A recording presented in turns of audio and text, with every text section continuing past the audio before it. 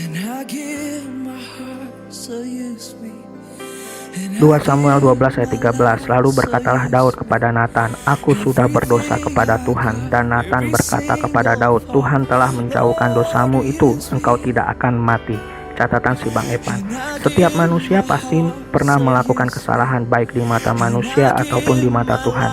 Akan tetapi keputusan berani mengakui kesalahan kita sangat-sangat diuji sekali. Namun kita bisa belajar dari kisah Daud ketika dia melakukan blunder atau pelanggaran dosa di hadapan Tuhan. Ketika Daud dijelaskan kesalahannya dengan gamblang oleh Tuhan melalui Nabi Nathan, seketika itu Daud mengakui dan menyesal atas pelanggarannya yang dia telah lakukan. Jujur deh, pasti kita akan berusaha defense atau membela diri, gengsi, berkeras hati, bahkan berusaha menyerang balik orang lain ketika ada orang lain menemukan kita berbuat salah. Dan gua jujur, seringkali gua juga ngelakuin itu. Namun apakah kita juga mengambil sikap tersebut ketika kita berhadapan one by one dengan Tuhan? Tuhan itu maha tahu kesalahan kita, dan Tuhan tahu langkah apa yang harus Dia lakukan untuk kita ketika kita berbuat salah dan ketika kita mengakui setiap kesalahan kita di hadapannya.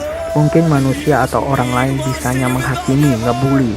Sebenarnya alasannya utama kita melakukan perlawanan terhadap orang tersebut adalah sikap menghakimi.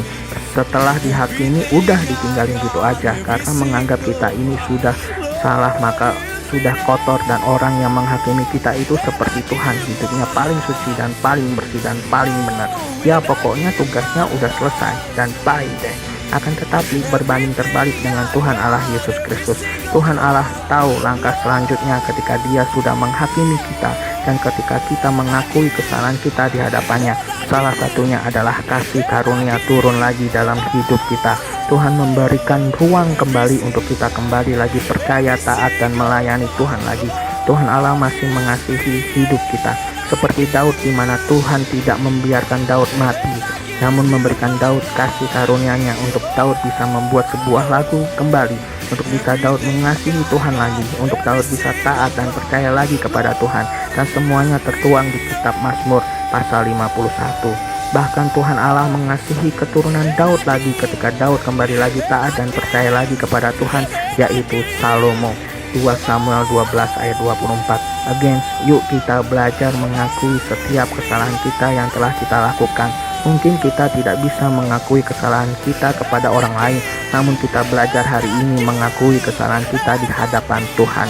Jangan keraskan hati, jangan gengsi, jangan defense up, tapi akuilah kesalahan kita, dosa kita, pelanggaran kita di hadapan Tuhan. Pastilah Tuhan yang maha pengampun memberikan ruang lagi untuk kita kembali taat dan percaya lagi kepada Tuhan. Dan lihatlah kasih karunia Tuhan, pemulihan Tuhan nyata dalam hidup kita. Haleluya. Amin.